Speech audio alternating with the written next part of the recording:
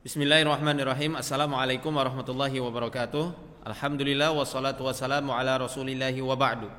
Sobat MFO yang dirahmati Allah Ta'ala dan Sobat Arsada Yadaka Indonesia yang dirahmati Allah, kembali lagi di video tutorial bersama saya Muhammad Faizar Hidayatullah, founder Arsada Yadaka Indonesia, tentang tata cara meruqyah lanjutan. Kalau kemarin kita sudah membahas ciri-ciri secara umum, bagaimana reaksi pasien yang terindikasi kuat terserang gangguan-gangguan metafisik atau gangguan jin yang memang menempel pada penyakit-penyakitnya yang sudah lama tak kunjung sembuh. Nah, sekarang kita akan mempelajari tata cara meruqyah gangguan-gangguan gaib, gangguan-gangguan jin, sihir, ataupun al-ain. Ya, sihir pun ini sangat umum sekali karena sihir di Indonesia kan banyak macamnya, ada santet, tenung, teluh, pelet, gendam, dan beberapa turunan-turunannya.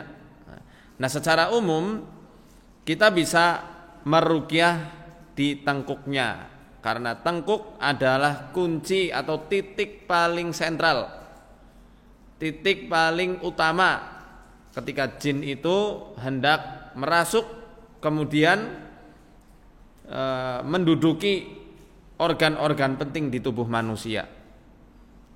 Syekh Sayyid Ali Al-Murtada dalam kitabnya dijelaskan tatkala jin itu sudah mulai merasuk ke tubuh manusia, maka pertama kali organ yang mereka tekan adalah di qafiyatur ra's, itu di sini. Ya, di area tengkuk. Kenapa kok harus tengkuk yang kita pegang di sini ya? Di tengkuk sini, di pangkal atau di ujungnya. Ya, kenapa kok di situ yang harus dipegang?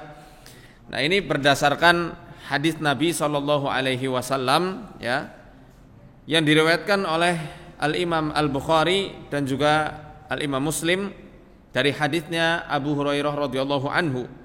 Anna Rasulullah sallallahu alaihi wasallam qala yaqudu syaitanu ala qafiyati ra'si ahadikum idza nama.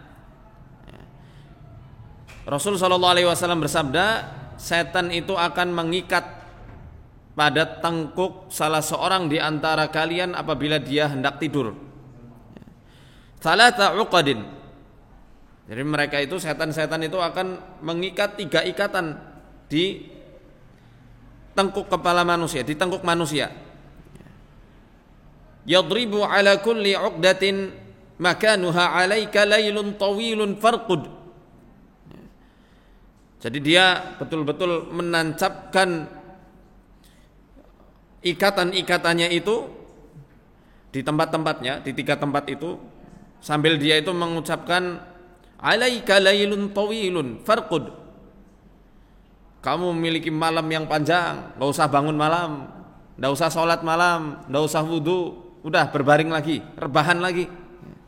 Fa in istayqadha fadzakarallaha azza wa jalla in hallat 'uqdah. Apabila orang itu bangun kemudian dia berzikir kepada Allah Ta'ala, maka 1 ikatan akan lepas. Fa in tawadda'a in hallat 'uqdah. Apabila dia beranjak dari tempat tidurnya kemudian dia melakukan wudu, 2 ikatan lepas. Fa in shalla, kemudian kalau dia melaksanakan salat malam, in hallat 'uqduhu kulluha, maka semua ikatan-ikatannya akan terlepas semuanya. Fa asbaha nasyitan thayyiban nafas, dan dia akan berpagi hari dalam keadaan rajin, sangat bergairah, sangat rajin. Dia betul-betul bersemangat di pagi harinya dan memiliki jiwa yang baik. Wa illa, tapi apabila itu tidak dilakukan, asbaha khabithun nafas kaslanun, dia akan berpagi hari dengan jiwa yang buruk dan penuh dengan kemalasan, letih, lesu, tidak bersemangat untuk beribadah, tidak bersemangat untuk bekerja, tidak bersemangat untuk belajar, tidak bersemangat untuk murojaah, atau bahkan hanya untuk sekedar zikir pagi saja tidak bersemangat. Kenapa? Karena masih banyak ikatan-ikatan setan yang masih ada di mana? di qafiyatur ra's, di tangkuknya. Maka apa yang dimaksud dengan al-qafiyah? Para ulama menjelaskan al-qafiyah hiya muakhirul unuq wa qila muakhirur ra's wa qila wastuhu. Jadi yang dimaksud al-qafiyah adalah ujungnya leher atau di ujung kepala di sini. Wa qila wastuhu, ada yang mengatakan juga ada di tengahnya di sini, di tengah-tengah leher. Ya intinya di sepanjang tengkuk ini ya ikatan-ikatan mereka itu termasuk bagian dari qafiyatur ra's. Tapi yang paling tepat ada di sini. Ya, ada di coba antum pegang sendiri kepala antum, ya. Kepala teman-teman sekalian itu di pangkal kepala ini, di pangkalnya ya ada pembatas antara tengkorak kita dengan tulang leher. Nah, ini di sini yang dimaksud dengan qafiyatur ra's. Dan di sini pula biasanya orang-orang yang hendak kesurupan itu merasakan seperti ada suatu hal yang nempel atau geli-geli gimana gitu.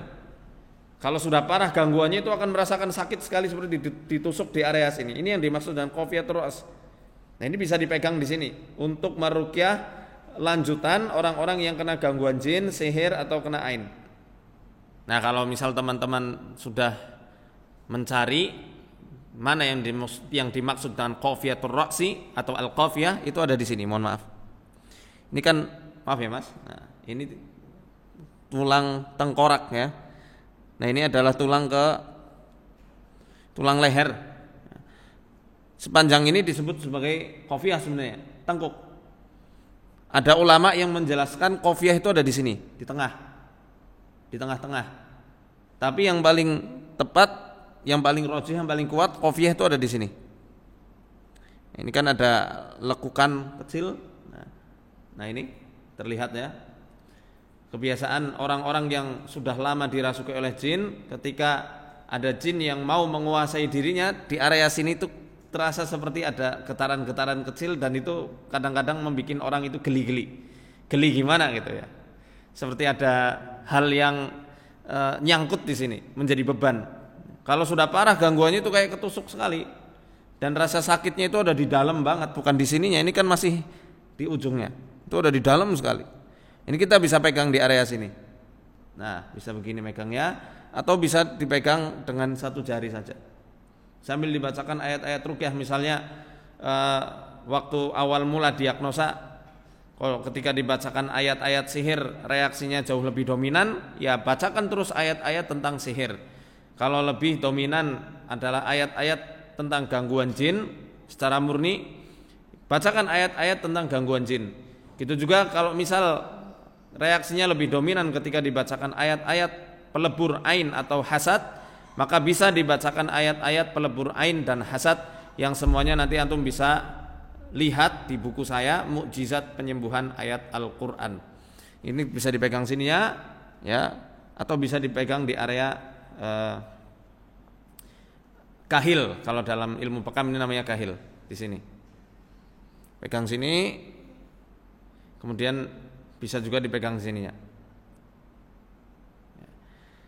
Dipegangnya berapa lama? Paling tidak dipegangnya minimal sekali setengah jam.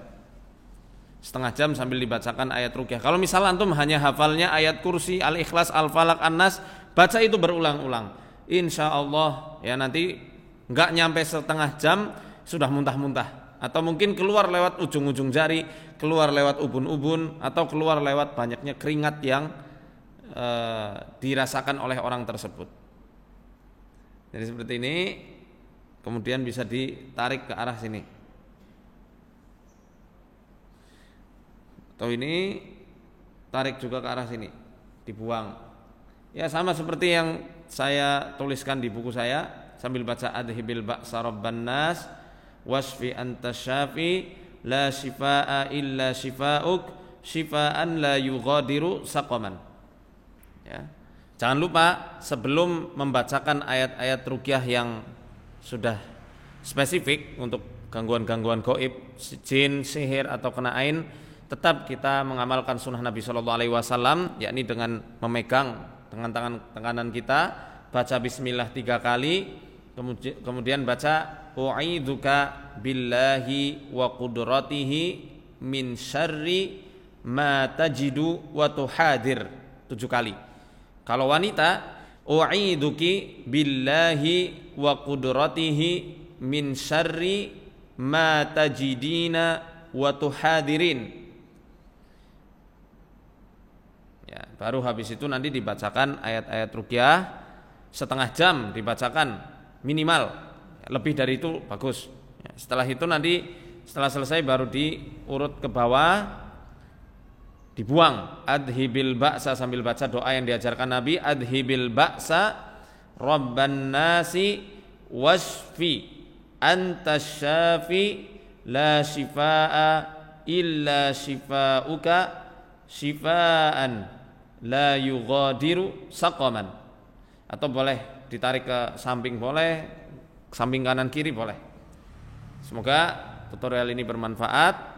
Ikuti terus sesi-sesi tutorial kami, segmen tutorial di Muhammad Faizar Official. Arsadani Allah wa yakum. Assalamualaikum warahmatullahi wabarakatuh.